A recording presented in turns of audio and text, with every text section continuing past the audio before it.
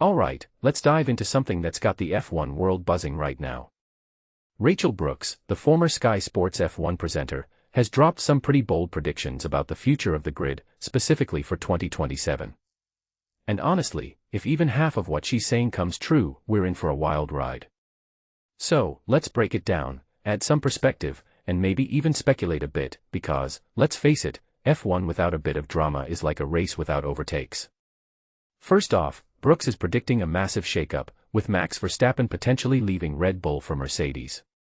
Now, personally, I think this is where things get really interesting. Max has been dominating, but he's doing it in a car that's not always the fastest on the grid. Imagine him in a Mercedes, a team that's historically been a powerhouse. What many people don't realize is that Max isn't just about winning, he's about proving he can win with any team. If he moves to Mercedes, it's not just a career move, it's a statement.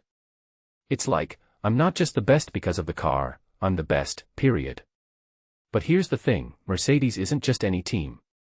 Toto Wolff, their team principal, has this history with Max. Brookes points out that Wolff probably still regrets not signing Max before he went to Red Bull. If you take a step back and think about it, this move could be as much about Wolff's ego as it is about Max's ambition. It's like a chess game where every move has layers of meaning. And let's not forget, Max would likely be paired with Kimi Antonelli, a young talent who's been making waves. That partnership alone could redefine the sport. Now, if Max leaves Red Bull, who takes his place? Brookes suggests Oscar Piastri, currently at McLaren. This is where it gets even more fascinating.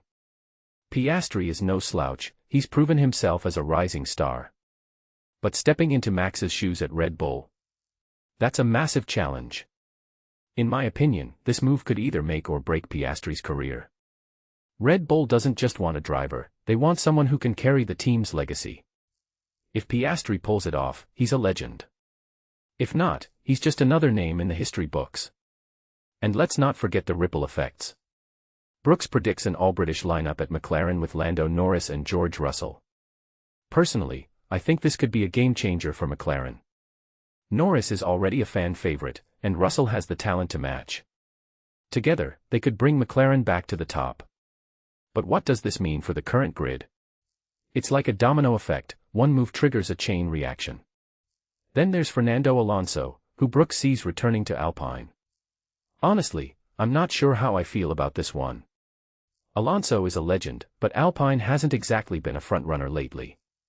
Is this a step backward for him, or is he seeing something we're not?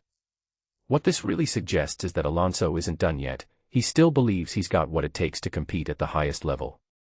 And maybe, just maybe, he's right. Carlos Sainz to Audi and Franco Colapinto back to Williams. These moves feel like they're about finding the right fit. Sainz has been solid at Ferrari, but Audi is a new challenge. If he can help build a winning team from the ground up, that's a legacy in itself. And Colapinto at Williams.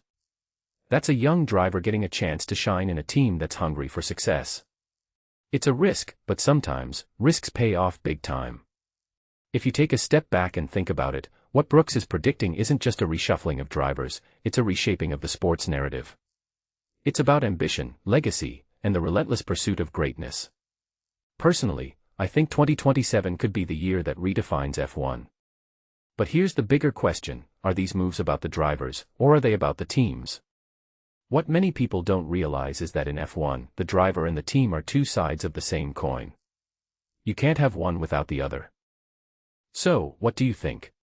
Is Max really on his way to Mercedes? Can Piastri fill his shoes at Red Bull? And what does all this mean for the future of F1?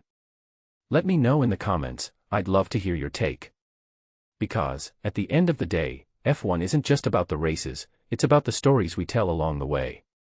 And this could be one hell